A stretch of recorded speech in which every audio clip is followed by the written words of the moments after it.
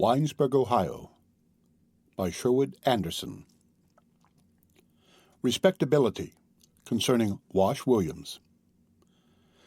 If you have lived in cities and have walked in the park on a summer afternoon, you have perhaps seen, blinking in a corner of his iron cage, a huge, grotesque kind of monkey, a creature with ugly, sagging, hairless skin below his eyes and a bright purple underbody. This monkey is a true monster. In the completeness of his ugliness, he achieved a kind of perverted beauty. Children stopping before the cage are fascinated. Men turn away with an air of disgust, and women linger for a moment, trying perhaps to remember which one of their male acquaintances the thing in some faint way resembles. Had you been in the earlier years of your life a citizen of the village of Winesburg, Ohio, there would have been for you no mystery in regard to the beast in his cage. "It is like Wash Williams," you would have said, as he sits in the corner there. The beast is exactly like old Wash, sitting on the grass in the station yard on a summer evening after he has closed his office for the night. Wash Williams, the telegraph operator of Winesburg, was the ugliest thing in town. His girth was immense, his neck thin, his legs feeble. He was dirty. Everything about him was unclean. Even the whites of his eyes looked soiled. I go too fast. Not everything about Wash was unclean. He took care of his hands. His fingers were fat, but there was something sensitive and shapely in the hand that lay on the table by the instrument in the telegraph office. In his youth, Wash Williams had been called the best telegraph operator in the state, and in spite of his degradement to the obscure office at Winesburg, he was still proud of his ability. Wash Williams did not associate with the men of the town in which he lived. "I'll have nothing to do with them," he said, looking with bleary eyes at the men who walked along the station platform past the telegraph office. Up along Main Street, he went in the evening to Ed Griffith's saloon, and after drinking unbelievable quantities of beer, staggered off to his room in the New Willard house and to his bed for the night. Wash Williams was a man of courage. A thing had happened to him that made him hate life, and he hated it wholeheartedly with the abandon of a poet. First of all, he hated women. Bitches, he called them. His feeling toward men was somewhat different. He pitied them. "Does not every man let his life be managed for him by some bitch or another?" he asked. In Winesburg, no attention was paid to Wash Williams and his hatred of his fellows. Once, Mrs. White, the banker's wife, complained to the telegraph company, saying that the office in Winesburg was dirty and smelled abominably, but nothing came of her complaint. Here and there a man respected the operator.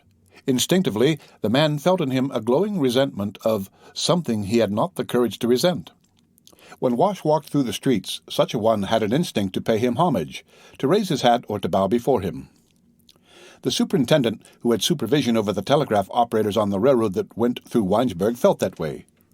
He had put Wash into the obscure office at Winesburg to avoid discharging him, and he meant to keep him there. When he received the letter of complaint for the banker's wife, he tore it up and laughed unpleasantly.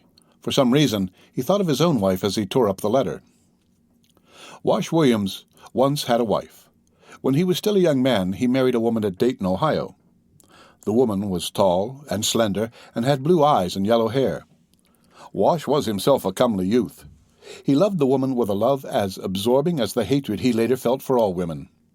In all of Winesburg, there was but one person who knew the story of the thing that had made ugly the person and the character of Wash Williams. He once told the story to George Willard, and the telling of the tale came about in this way. George Willard went one evening to walk with Belle Carpenter, a trimmer of women's hats, who worked in a millinery shop kept by Mrs. Kate McHugh.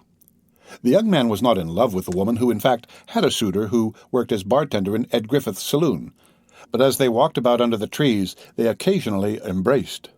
The night and their own thoughts had aroused something in them. As they were returning to Main Street, they passed the little lawn beside the railroad station and saw Wash Williams apparently asleep on the grass beneath a tree. On the next evening, the operator and George Willard walked out together. Down the railroad they went and sat on a pile of decaying railroad ties beside the tracks. It was then that the operator told the young reporter his story of hate. Perhaps a dozen times George Willard and the strange, shapeless man who lived at his father's hotel had been on the point of talking. The young man looked at the hideous, leering face staring about the hotel dining room and was consumed with curiosity. Something he saw lurking in the staring eyes told him that the man who had nothing to say to others had nevertheless something to say to him.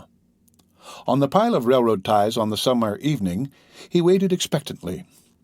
When the operator remained silent and seemed to have changed his mind about talking, he tried to make conversation. "Were you ever married, Mr. Williams?" he began. "I suppose you were, and your wife is dead. Is that it?" Wash Williams spat forth a succession of vile oaths. "Yes, she is dead," he agreed. "She is dead as all women are dead. She is a living dead thing, walking in the sight of men and making the earth foul by her presence." Staring into the boy's eyes, the man became purple with rage. "Don't have fool notions in your head," he commanded. "My wife, she is dead, surely, yes. I tell you all women are dead. My mother, your mother, that tall, dark woman who works in the millinery store and with whom I saw you walking about yesterday, all of them. They're all dead. I tell you, there's something rotten about them. I was married, sure. My wife was dead before she married me. She was a foul thing, come out a woman more foul. She was a thing sent to make life unbearable to me. I was a fool, do you see, as you are now, and so I married this woman. I would like to see men a little begin to understand women. They are sent to prevent men making the world worthwhile. It is a trick in nature. Ah! They are creeping, crawling, squirming things, they with their soft hands and their blue eyes. The sight of a woman sickens me. Why I don't kill every woman I see, I don't know." Half frightened, and yet fascinated by the light burning in the eyes of the hideous old man, George Willard listened, afire with curiosity. Darkness came on, and he leaned forward, trying to see the face of the man who talked. When in the gathering darkness he could no longer see the purple bloated face and the burning eyes, a curious fancy came to him. Wash Williams talked in low, even tones that made his words seem the more terrible. In the darkness, the young reporter found himself imagining that he sat on the railroad ties beside a comely young man with black hair and black shining eyes. There was something almost beautiful in the voice of Wash Williams, the hideous, telling his story of hate. The telegraph operator of Winesburg, sitting in the darkness on the railroad ties, had become a poet. Hatred had raised him to that elevation. "It is because I saw you kissing the lips of that Bell carpenter that I tell you my story," he said. "What happened to me may next happen to you. I want to put you on your guard. Already you may be having dreams in your head. I want to destroy them." Wash Williams began telling the story of his married life with the tall blonde girl with the blue eyes whom he had met when he was a young operator at Dayton, Ohio. Here and there his story was touched with moments of beauty intermingled with strings of vile curses. The operator had married the daughter of a dentist who was the youngest of 3 sisters. On his marriage day, because of his ability, he was promoted to a position as dispatcher at an increased salary and sent to an office at Columbus, Ohio. There he settled down with his young wife and began buying a house on the installment plan. The young telegraph operator was madly in love. With a kind of religious fervor, he had managed to go through the pitfalls of his youth and to remain virginal until after his marriage. He made for George Willard a picture of his life in the house at Columbus, Ohio, with the young wife. "In the garden back of our house we planted vegetables," he said. "You know, peas and corn and such things. We went to Columbus in early March, and as soon as the days became warm, I went to work in the garden. With a spade I turned up the black ground while she ran around laughing and pretending to be afraid of the worms I uncovered. Late in April came the planting. In the little paths among the seed beds she stood holding a paper bag in her hand. The bag was filled with seeds. A few at a time she handed me the seeds that I might thrust them into the warm, soft ground." For a moment there was a catch in the voice of the man talking in the darkness. "I loved her," he said. "I don't claim not to be a fool. I love her yet. There in the dusk in the spring evening I crawled along the black ground to her feet and groveled before her.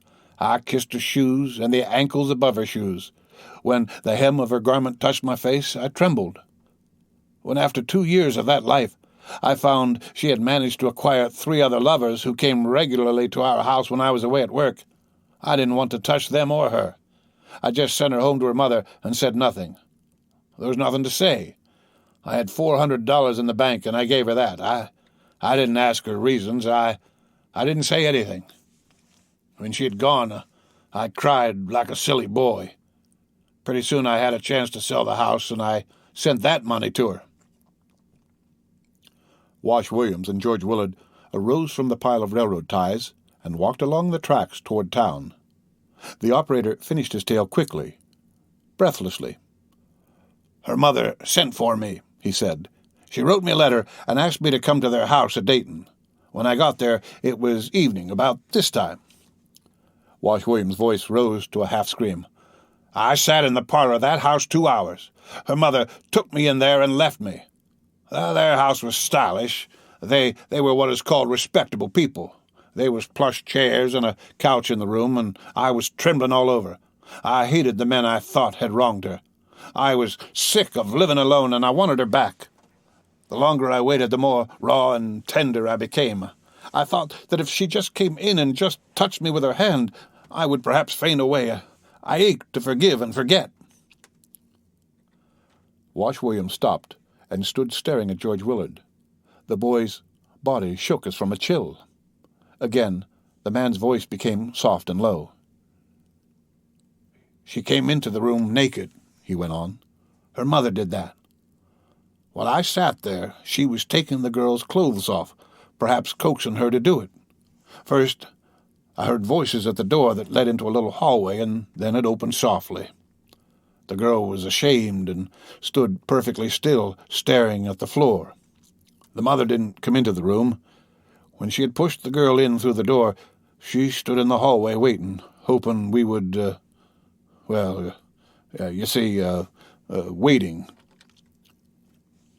George Willard and the telegraph operator came into the main street of Winesburg. The lights from the store windows lay bright and shining on the sidewalks. People moved about, laughing and talking. The young reporter felt ill and weak. In imagination, he also became old and shapeless. "I didn't get the mother killed," said Wash Williams, staring up and down the street. "I struck her once with a chair, and then the neighbors came in and took it away. She screamed so loud, you see. I won't ever have a chance to kill her now. She died of a fever a month after that happened." The end of Winesburg, Ohio, Respectability. Read by Rick Kistner for Lit2Go. On the web at fcit.usf.edu.